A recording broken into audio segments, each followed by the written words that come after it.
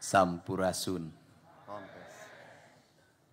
Yang hari ini sangat berbahagia, cita-cita orang tuanya tercapai, doa ibu dan puasa Senin Kemisnya terkabul, pangkatnya nambah bintang 1 Pak Kapolda Jabar.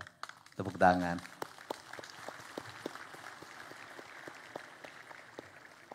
Dan kenaikan pangkat, jabatan itu tidak akan pernah terlepas dari peran guru dan peran orang tua. Biasanya ibunya rajin puasa, anaknya kenaikan kelasnya ibunya puasa, itu biasanya sukses anak-anaknya. Pak Pangdam 3 Siliwangi mudah-mudahan juga bintangnya nanti tambah 1 lagi.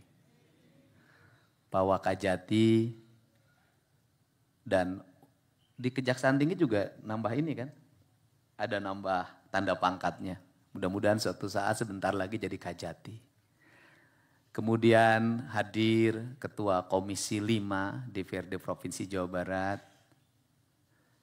Dan hadir juga saya tahunya mantan Ketua Tim Penggerak PKK Kota Bandung. Tepuk tangan.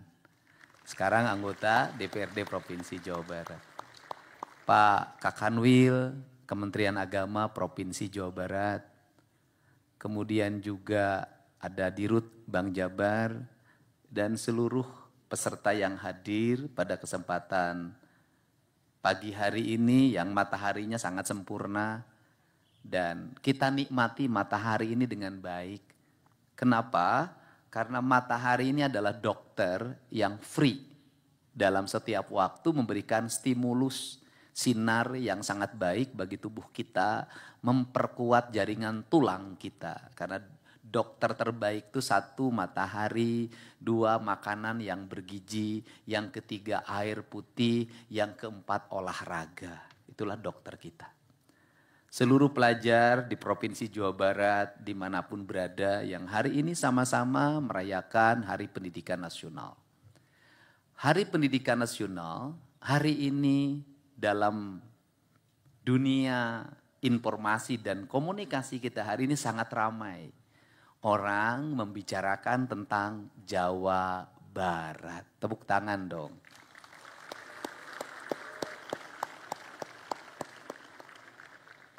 Ada yang tepuk tangan hatinya agak kesel sama gubernur. Ada yang tepuk tangan bahagia. Yang pertama adalah menjadi seorang pemimpin itu transcenter.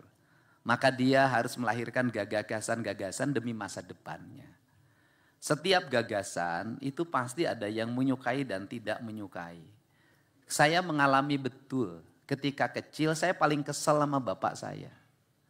Kenapa? Pagi-pagi saya sudah dicepretin suruh bangun jam 4. Itu kesel banget.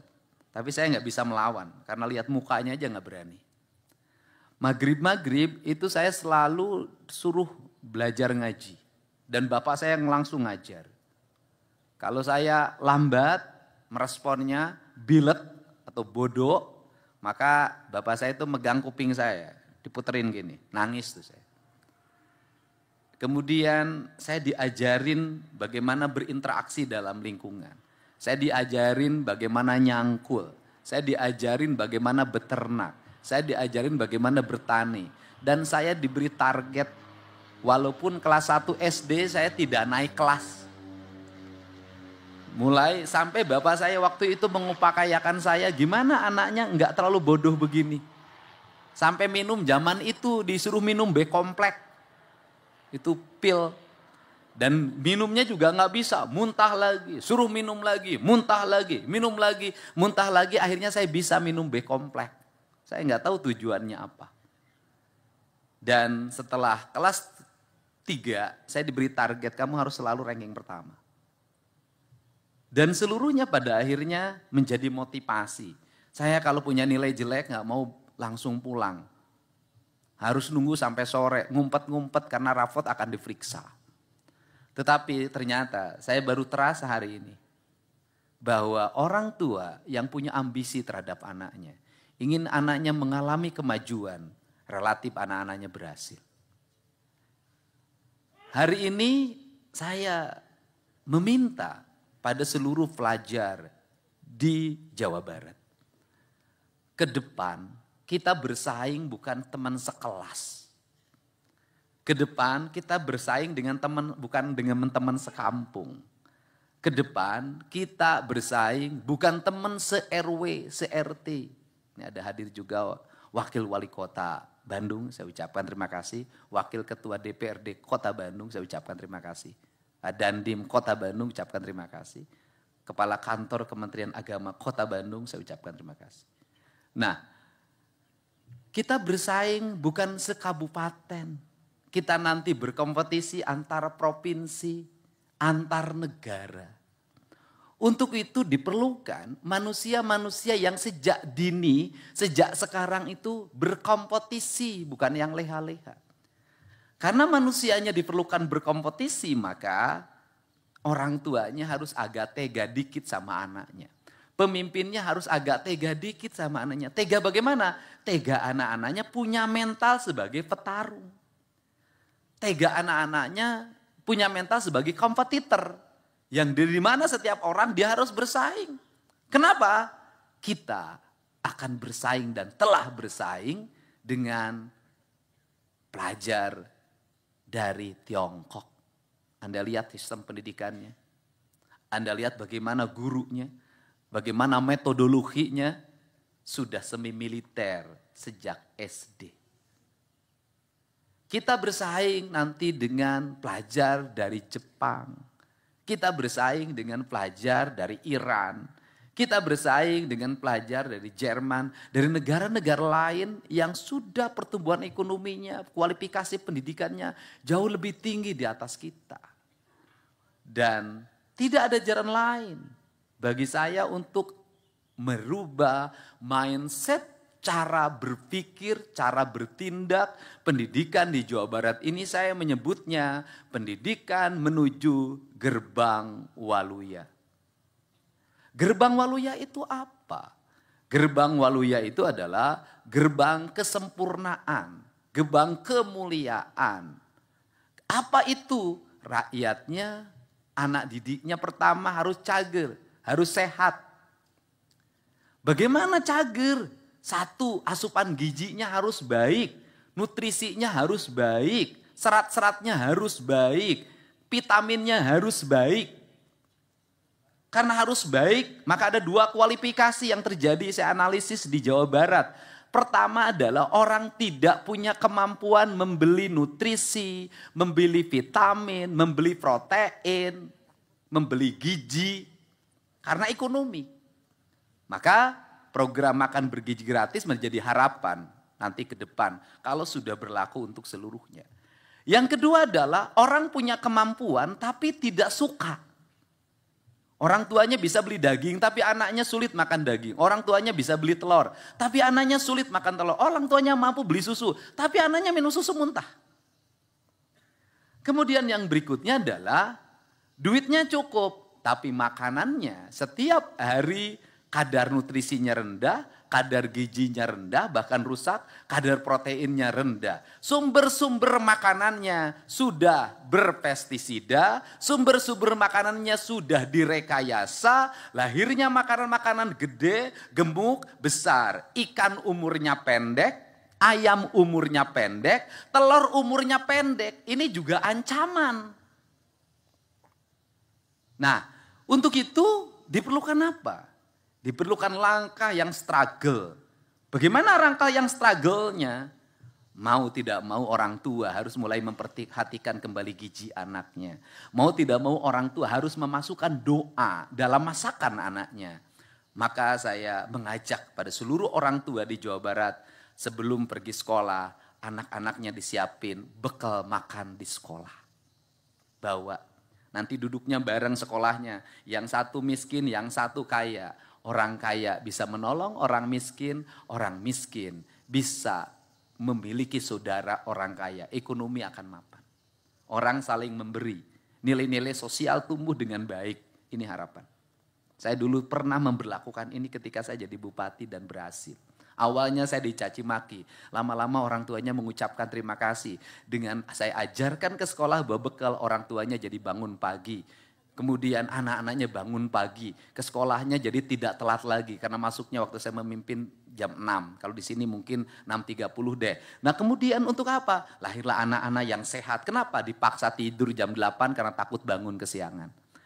Setiap minggu mulutnya diperiksa untuk dipastikan anaknya merokok atau tidak. Kemudian dipastikan anak itu suka begadang atau tidak, lihat dari kelopak matanya. Nanti dirubah, kenapa? Ini adalah ancaman bagi anak-anak kita hari ini.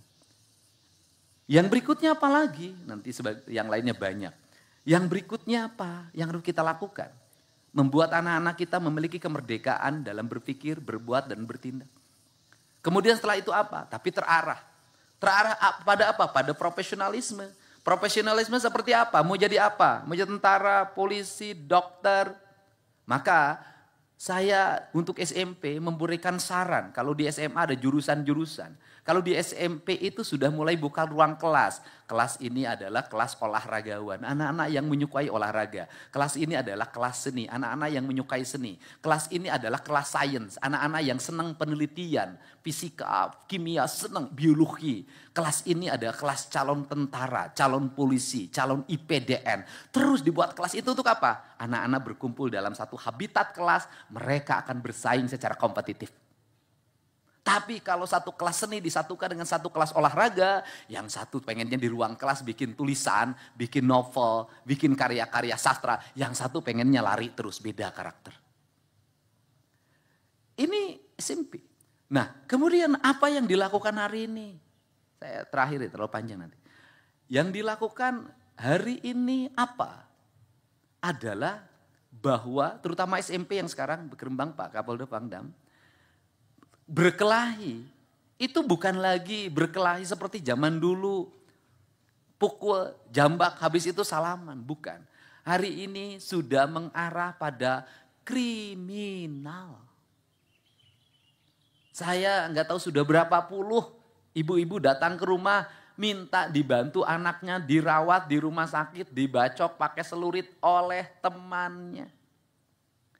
Saya sudah nggak tahu berapa puluh anak-anak yang saya masukin ke pesantren karena pakai lem. Dan yang menarik adalah anak yang suka mencuri. Saya masukin ke pesantren, 3 kali saya masukin kabur. Pesantrennya di pagar, dia lewat jendela, dia lewat genting, loncatin pagar, sudah luar biasa. Digebukin oleh 7 orang di desanya, bertahan. Ini perlu ekstra. Orang tuanya udah gak sanggup lagi, nangis-nangis di depan saya.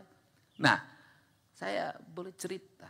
Beberapa hari yang lalu di Purwakarta ada 2 orang remaja SMP kelas 2 membunuh kakeknya. Karena dilarang keluar rumah pinjam motor jam 11. Dan ketika ditanya oleh penyidik, apa yang kamu rasakan? Saya bangga telah bisa membunuh. Pertanyaannya adalah, siapa yang bisa menyelesaikan ini? Orang tuanya sudah tidak sanggup. Apakah cukup hanya diamati? Apakah cukup hanya dikomentari? Maka pemimpin harus melakukan langkah-langkah extraordinary bahasanya. Langkah-langkah yang tegas, tepat, terukur. Maka kemarin dimulai anak-anak yang terlibat tawuran, satu teman beda sekolah, mukanya habis dibacokin golok.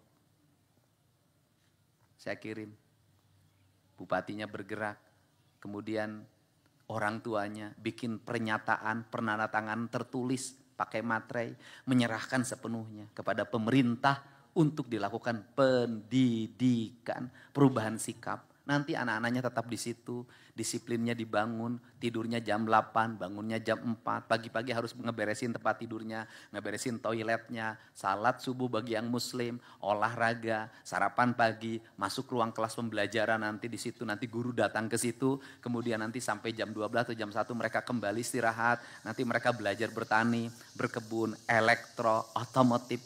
Ini penting untuk masa depan. Nanti saya link and match dengan dunia industrinya sehingga kita punya pasokan calon-calon pemimpin masa depan. Tidak semua orang yang nakal ketika remaja gagal di masa depan asal mau melakukan perubahan. Ini frame, ini arah. Kenapa? Bagi mereka yang rajin memberikan komentar, coba nanti keliling kota Bandung jam 12 malam naik motor sendiri deh.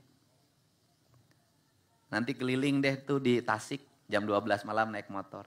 Nanti keliling deh di Cirebon jam 12 naik motor. Keliling di Depok jam 12 naik motor. Keliling di Bogor, ayo di Kerawang cobaan. Kalau berani. Kenapa? Sudah serem. Nah, dengan kerangka dasar ini hari ini apa? Tumbuh spirit dukungan publik yang sangat luar biasa. Dan hari ini sudah banyak berkomentar Pak Pangdam, Pak Kapolda. Apa keinginan mereka? Pak, boleh nggak anak saya walaupun nakalnya baru dikit dititipin untuk dididik biar bangunnya agak pagi. Tadi pagi orang Jawa Timur sampai berkomentar, pagi ini anak saya biasanya malas bangun. Saya liatin video ini, sekarang sudah mulai rajin, pagi-pagi udah bangun karena takut didatarin ke Jawa Barat padahal dari Jawa Timur. Indonesia terus-terusan dengan pola-pola pendekatan yang hanya bicara tidak akan selesai. Harus ada tindakan yang nyata. Untuk itu kita berharap pola pendidikan Pancawalo ini cager, bager, bener, pinter, singer. Nah yang terakhir singer deh. Singer itu apa? Singer itu tanginas. Tanginas itu apa?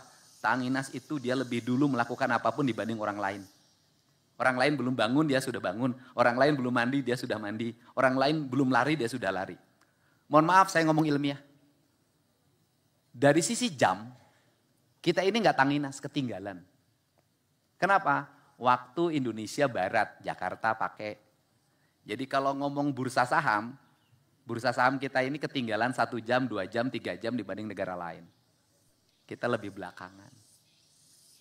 Kenapa? Karena jam kita ini lebih belakangan dibanding jamnya orang lain yang di timur. Nah untuk itu prinsip dasar, jangan pernah bangun keduluan dengan ayam berkokok. Itu ada cerita Sangkuriang. Cerita Sangkuriang itu sebenarnya cerita pembelajaran agar orang Jawa Barat tidak boleh kesiangan. Kalau kita kesiangan, maka beberapa hal akan tertinggal dalam hidup kita. Untuk itu saya ucapkan terima kasih.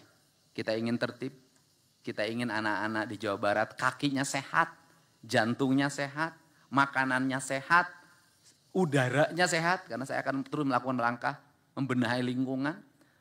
Pola pendidikannya sehat, tidak terlalu banyak pungutan, bahkan bebas pungutan, anak-anaknya merdeka, guru-gurunya merdeka. Tetapi dia punya visi dan arah yang jelas, bukan kemerdekaan yang tidak jelas arahnya.